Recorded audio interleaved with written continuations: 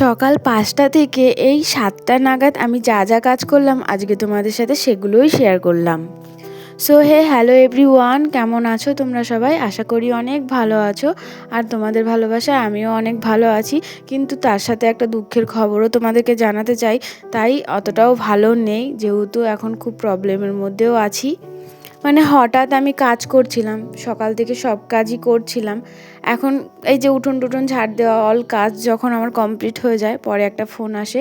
Phone এসে বলে যে এরকম এরকম একটা ঘটনা ঘটেছে, তোমার একজনা মারা গেছে। মানে ওটা আমার দাদু শ্বশুর হয়, মারা গেছে। মানে আমার নিজের না, মানে দাদুর ভাই।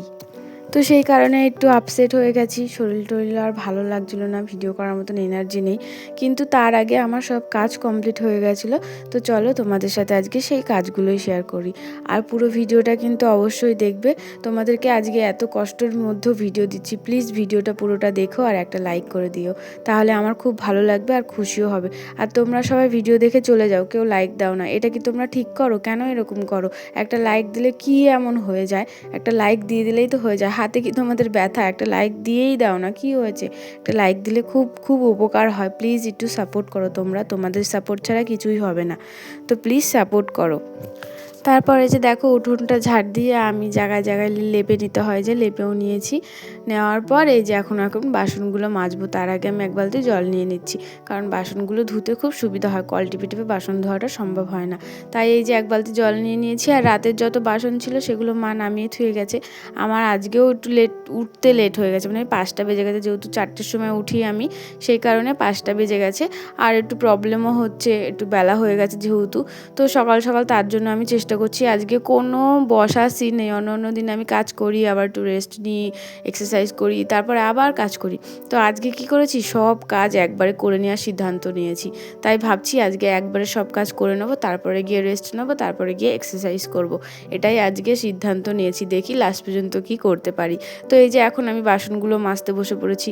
অনেকগুলোই বাসন রয়েছে, তার মধ্যে যেহেতু আজকে শনিবার, মা সব কিছুই বার করে দিয়ে গেছে, ঝুড়ি টুড়ি যা আছে সব কিছুই বার করে দিয়ে গেছে।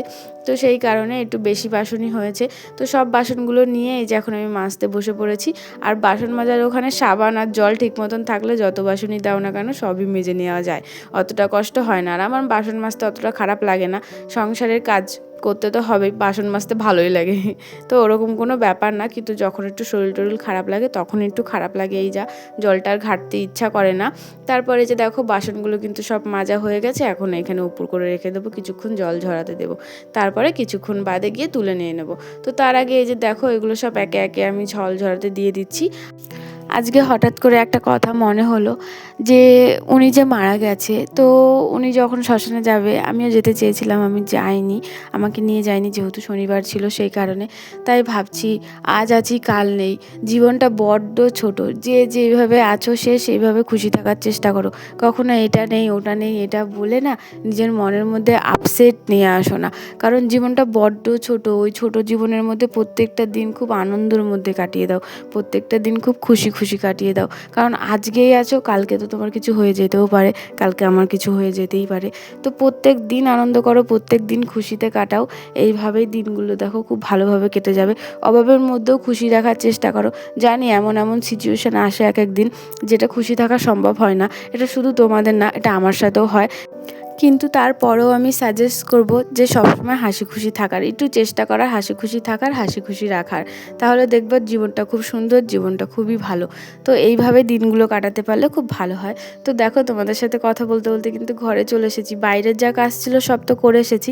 আর অনেক যেহেতু বেলা হয়ে গেছিলো, রোদ মানে আলো ফুটে গেছে, রোদটা এখনও ওঠেনি ঠিকই, কিন্তু আলো ফুটে গেছে। তো সেই কারণে আমি বাইরের কাজগুলো সব করে এসেছি, এবার ঘরের কাজগুলো টুকটুক করে করে নেব।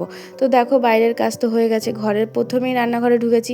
আমি বলছি রান্নাঘরটাই আগে গুছিয়ে নিই, তারপরে রান্নাঘর বাদ দিয়ে তারপরে আমার ঘরগুলো যাবে। তো রান্নাঘরে এসে দেখি মার বিছনাটাও পড়ে রয়েছে, সেই কারণে মার বিছনাটা আগে তুলে নিলাম। তারপরে এই যে দেখো রান্নাঘরটা ঝাড় দিয়ে নিচ্ছি, এরপর গ্যাস ট্যাস মুছে নেবো, ঘর মুছবো। তো যেহেতু শনিবার আজকে, আর গ্যাস ট্যাস না মুছলে তো আমি আর রান্নাও করতে পারবো না, এই সকালের রান্নাটাও চাপাতে পারবো না। বাবা যেহেতু কাজে যাবে, বাবার জন্য ভাত বসাতে হবে, ভাত নেই দেখলাম। তো সেই কারণে গ্যাসটা আমি মুছে নেবো একবারে, একদম বাইরের কাজ করেই রান্নাঘর রান্নাঘরে ঢুকে পড়েছি রান্নাঘরের কাজ করতে। তো তারপরে যে রান্নাঘরে ঢুকে পড়ে রান্নাঘরটা ঝাড় দিয়ে নিলাম, আর এই যে এখন গ্যাসটা মুছে নেব। তো প্রথমে একটু জল ছিটান দিয়ে দিলাম, কারণ এগুলো পুরো শুকিয়ে গেছে, সারা রাত যেহেতু এরকমই ছিল। আর এগুলো মনে হয় কালকের রান্নার এরকম দাগ হয়েছে। হ্যাঁ, কালকের রান্নার দাগ হয়েছে, কারণ কালকে বিকেলবেলা রান্না হয়েছিল, সেই কারণে এত দাগ পড়েছে। আর যে খিচুড়ি রান্না করেছিলাম, তো দুপুর পর্যন্ত তো খিচুড়ি হয়ে গেছিলো, আর রাতের বেলা তো তখন রান্না করতেই হবে, তাই রাতের বেলার রান্নাটা বিকেলেই সেরে ফেলেছিল। সেই দাগটাই রয়ে গেছে। কালকে আর গ্যাস মোছা হয়নি, যেহেতু রান্না আমি করিনি, ঠাকুমা করেছে। আমি করলে গ্যাস মোছা হয়ে যেত, তাই এই আজকে সকাল সকাল গ্যাসটা মুছে নিচ্ছি। আর এই যে পুরো গ্যাসটা আমার চকচকে হয়ে গেছে। গ্যাস যতক্ষণ চকচকে না হবে ততক্ষণ আমি এরকম ডলতেই থাকি। হাত ব্যথা হয়ে যাক, কিন্তু গ্যাস চকচকে হতেই হবে, এটা আমার ভাবনা চিন্তা। তারপরে ওইদিকে গ্যাসটা মুছে এদিকে দেখি সব জামা কাপড়গুলো এলোমেলো হয়ে রয়েছে। তো এইগুলো এখন চলো বাইরে দিয়ে আসবো। যেহেতু কালকে এই জামা কাপড়গুলো সব ভিজা ছিল, আর ভিজা থাকবেই না কেন, সারাদিন নিম্নচাপ হয়েছে, একটুও রোদ ওঠেনি, তাই এগুলো সব ঘরেই মেলা হয়েছে, আর এই যে ঘরেই শুকাতে দেওয়া হয়েছে। আর সেই কারণে এগুলো মেলা হয়নি। চলো এগুলো এখন বাইরে মেলে দিয়ে আসি, কারণ এগুলো পুরো ভিজা রয়েছে, এখনও শুকায়নি। আর সারা রাত তো ফ্যান চালানো হয়নি, যেহেতু প্রচণ্ড ঠান্ডা ছিল, তো সেই কারণে। তারপরে এই যে দেখো এগুলো এখন সব আমি একে একে মেলে নেব, তারপরে গিয়ে আবার রান্নাঘরের কাজ ধরবো। তারপরে তো ঘরের কাজ আছে, তাহলেই আমার আজকের মতন সকালের মতন কাজ কমপ্লিট হয়ে যাবে।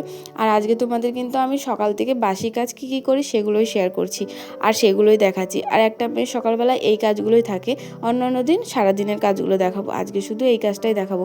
আর আজকে এই কাজটাই করেছি, আর এর বেশি কাজ করেছি ঠিকই, কিন্তু তোমাদের সাথে ভিডিও ক্লিপ নেওয়া হয়নি। মানে অবস্থা এতটাই খারাপ, তোমরা প্লিজ একটু বোঝো, পরিস্থিতি খারাপ, যেহেতু এরকম একটা অ্যাক্সিডেন্ট হয়ে গেছে, তো সেই কারণে অতটা মন মেজাজ ভালো নেই, তো সেই হিসাবেই ভিডিও করেছি। এখন তোমাদেরকে তো যেহেতু ডেলি ব্লগ দেওয়ার কথা দিয়েছি আমি, তো সেই কারণে তোমাদেরকে আমি ডেলি ব্লগ দিচ্ছি। তারপর দেখো আবার রান্নাঘরে চলে এসেছি, এরপর ঘরটা মুছে নেব, কারণ ঘর ঝাড়টার দিয়ে একবারে ধুয়ে গেছিলাম জামা কাপড়গুলো মেলতে। চলো এবার ঘরটা সুন্দর করে মুছে নিই। আর প্রচণ্ড মন খারাপও রয়েছে, খুব দুঃখের সহকারে তোমাদেরকে ভয়েস ওভার দিচ্ছি। আর যেহেতু খুব নিজের লোক, তাই আমাদের ওষুধও পড়েছে, আর এরপর থেকে আমরা আর কিছু ল্যাবা পোছা করতে পারবো না, মোছামুছিও কিছু করতে পারবো না, একবারে 4 দিনের দিন করতে হবে। আর বাড়িতে এখন মাথা চাড়াতে পারবো না। তারপরে ভাত রান্না হচ্ছে কোনো সাদা তরকারি ছাড়া, এমনি আর কোনো তরকারি খেতে পারবো না, যেহেতু আলু সেদ্ধ ভাত খেতে হবে।